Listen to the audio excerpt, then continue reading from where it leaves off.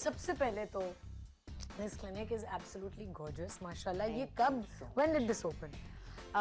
ये तो 2015 में ओपन. हाँ, मैं तो लास्ट ईयर आई हूँ. हाँ, 2-3 दफा तो for some treatments. 2015 में से है ये, लेकिन हम ऑब्वियसली रेनोवेशन एंड चीज़ें, और चूंकि वो एक ब्रांड का शेप आ गया है तो वो उसके लिए तो बहुत बाकी सारे क्लिनिक्स भी इससे मैच होने चाहिए, तो वो फिर बाकी सारे क्लिनिक्स, कितने क्लिनिक्स हैं अब पाकिस्तान में डॉक्टर शाइस्ता? 6 माशाल्लाह. Yes. So Karachi, Lahore and Islamabad में कोलैबोरेशन में करती हूँ, और कराची में 4. और आप ट्रैवल करती हैं? यस. Oh my God. लेकिन नहीं, बहुत मजा आता है. सब मुझे कहते हैं कैसे, मैं कहती हूँ मुझे लगता है मेरे से अच्छी जिंदगी तो किसी की नहीं है. हर बंदा ये सोचता है कि ऐसे कैसे हो सकता है, एक दिन जाओ दूसरे दिन आ जाओ, तो मैं तो कर लेती हूँ. एक दिन जाती हूँ, दूसरे दिन आ जाती हूँ, फिर एक हफ्ते बाद दोबारा निकल जाती हूँ, फिर दुबई निकल जाती हूँ, फिर इधर भी हम कोशिश कर रहे हैं सऊदी एंड दुबई में जाने की, तो वो उनकी सारी चीजें चल रही हैं. तो रिसर्च एंड डेवलपमेंट कौन कर रहा होता है? हम, मेरी टीम है. आपकी टीम है, but you lead that team. Obviously, लेकिन मेरी टीम है जो कि मुझे बल्कि अब तो मुझे लगता है I drive my energy through them. हाँ, क्योंकि वो इतने अच्छे लोग हैं सारे, एक.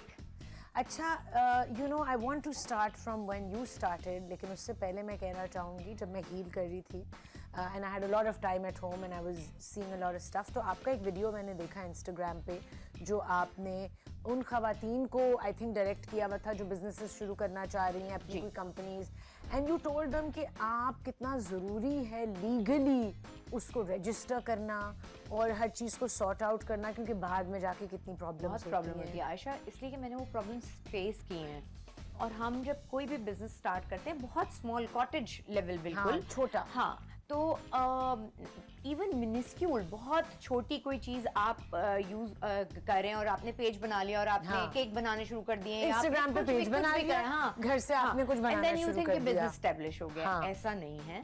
अगर आप आगे बढ़ना चाहते हैं तो सिर्फ आपको अपने फॉलोअर्स को आगे नहीं बढ़ाना, बल्कि उस बिजनेस को एक शेप भी देनी है, उस कंपनी को रजिस्टर भी करना है. कल को उसी नाम की कोई, इंटरनेट पे तो there is no editorial control, तो आप उसको कंट्रोल तो कर नहीं सकते. तो इसलिए आपको अपना नाम को पेटेंट कराना, हर चीज मतलब ये आनी चाहिए, आपको पता होना चाहिए. ये आपने कैसे सीखा?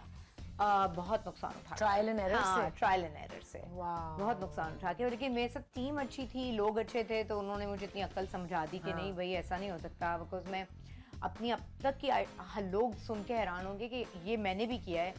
मेरे पास कोई बैंक अकाउंट नहीं था जब तक मैंने ARY पे काम किया. वाओ.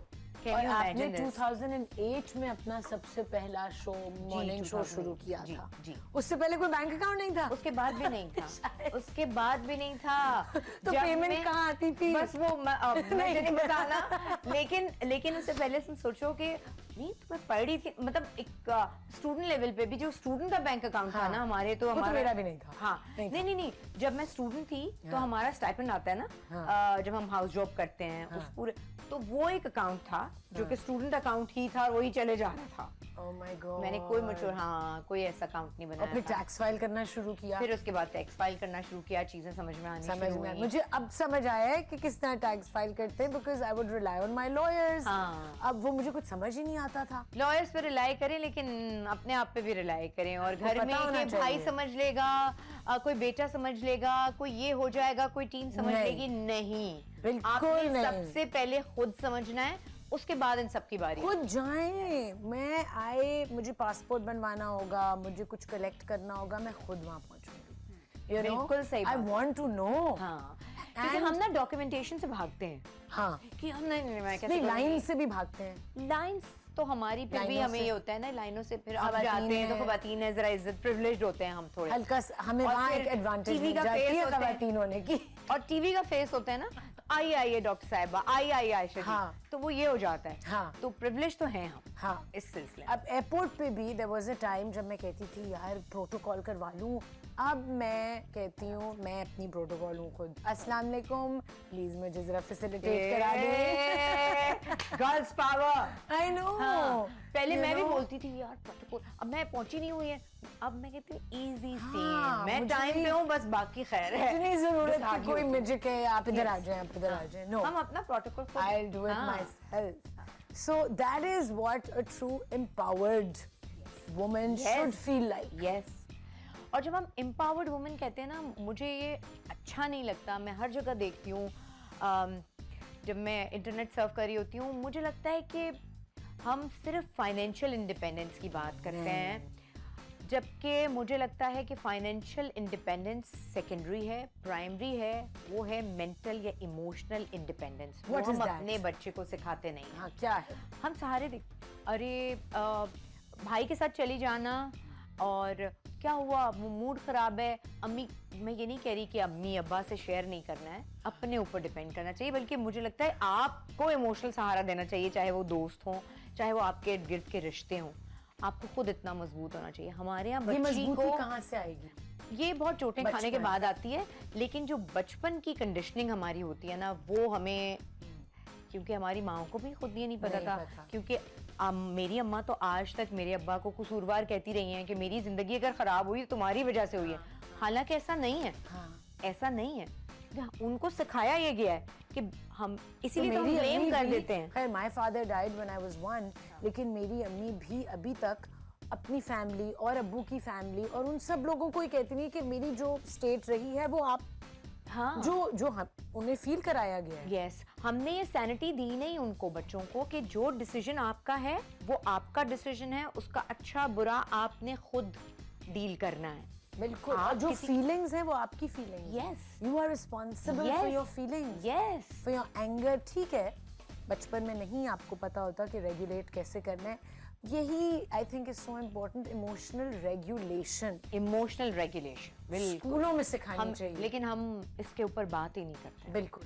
फॉर एग्जाम्पल कि अगर आप बुरा फील कर रहे हैं या आप फ्रस्ट्रेट हुए हैं, गुस्सा आ रहा है, तो उसको कैसे आपने बैलेंस करना है. यस, यही तो कमाल है. बच्चे को गुस्सा आ रहा है, टेंट्रम थ्रो करना है, this is what you do. और आयशा, इसमें लाइफ में आपको बहुत ज्यादा फायदा रहता है, चाहे आप बिजनेस कर रही हैं, चाहे आप घर की खातून हैं, चाहे आप दोस्त हैं, चाहे आप अगर आप खुद कंपोज्ड नहीं है, तो आपकी वाइब्स ही वो नहीं होती हैं. आपके ऑरा में इतनी नेगेटिविटी आ जाती है कि आपसे कोई काम नहीं होगा.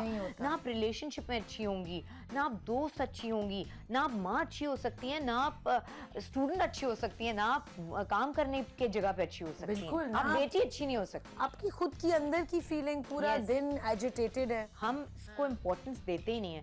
और अगर हर लाइफ में फेलियर्स आते हैं, ब्रेकअप्स आते हैं, फेलियर्स आते हैं, उनको गो थ्रू कैसे करना है, उनसे डील कैसे करना है. क्योंकि हमें तो लगता है जिंदगी खत्म हो गई है. तो 3 दिन का 2 दिन का सोग अगर है, मनाएं, कर लें, प्लीज एक्सेप्ट करें, मनाएं. You have to go through, right through it. बिल्कुल, अदरवाइज तो आप मॉर्न नहीं करेंगे तो फिर क्या करेंगे. हमें एक्चुअली जो ये हमारा ऊपर का स्पेस है ना, इस मेंटल स्पेस के बारे में तो आगाही दी नहीं जाती ना, बताई नहीं दी जाती. बस इसके ऊपर होता है कि अपने ग्रेड्स अच्छे कर लो, ये कर लो, ये डॉक्टर बन जाओ. हाँ, ये हसलिंग, यहाँ से वहाँ, वहाँ से यहाँ. नहीं, हम जब तक यहाँ से आप कंपोज नहीं है, काम नहीं है, आप कुछ कर ही नहीं सकते. सबसे ज्यादा मैटर ये करता है, उसके बाद बाकी सारी चीजें. यस,